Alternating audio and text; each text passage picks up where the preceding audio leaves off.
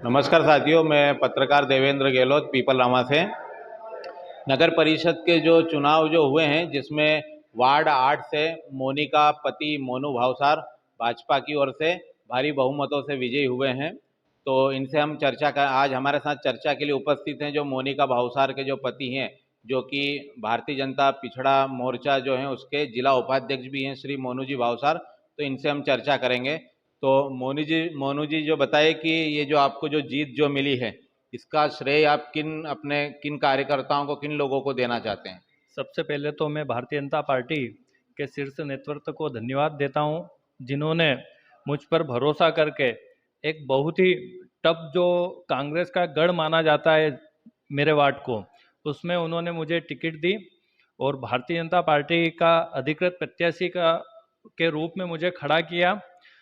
उसके बाद से ही सभी लोगों को लगता था कि ये टफ वार्ड है और कांग्रेस उस वार्ड में बहुत मजबूत थी, लेकिन जो मेरे साथ मेरे कार्यकर्ता थे और भारतीय जनता पार्टी नगर का शीर्ष नेतृत्व, सारे लोग जो साथ में थे, उन सबके अथक प्रयास से और वार्ड के कार्यकर्ताओं के अथक प्रयास से हमने उस वार्ड को, पूरे वार्ड को भारतीय जनता पार्टी में ही बना दिया और प्रचंड बहुमत से उस कांग्रेस के वार्ड को भारतीय जनता पार्टी के उम्मीदवार को हम जिता के लाए। और मैं धन्यवाद देता हूं उन सभी कार्यकर्ताओं का जिन्होंने इस प्रचंड जीत में मेरा सहयोग किया।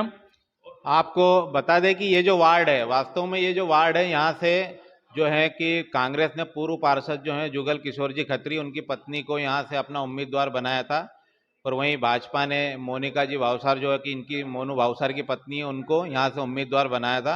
तो शुरू में जो था ये वार्ड जो काफ़ी कश्मकश वाला था और शुरू में भाजपा का जो प्रत्याशी को यहाँ पर जो जीत जो है वो काफ़ी मुश्किल मानी जा रही थी। परंतु जो बीजेपी के यहाँ जो स्थानीय जो नेता है या मोनू भावसार जो है, उनकी जो रणनीति है, उन रणनीति के खातिर यहाँ उन्होंने कांग्रेस के वोटों में सेंध लगाकर ये जो सीट है, जिसको जीतना काफी मुश्किल माना जा रहा था, उसको भाजपा की झोली में डाला है।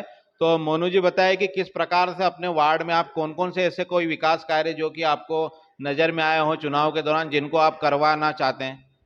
बिल्कुल आपने सही कहा।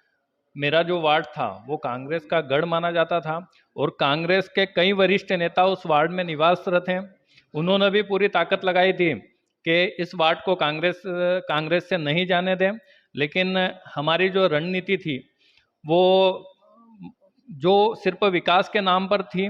पिछले 7 साल से 5 साल से जो वहाँ कांग्रेस का पार्षद था या कांग्रेस की जो नगर पंचायत पूरी परिषद थी, अध्यक्ष था, उन्होंने उस वार्ड में विकास काम नहीं कर पाए। उनके ही कांग्रेस के ही जो वोटर थे वो कांग्रेस की सरकार से, परिषद से ही दुखी थे।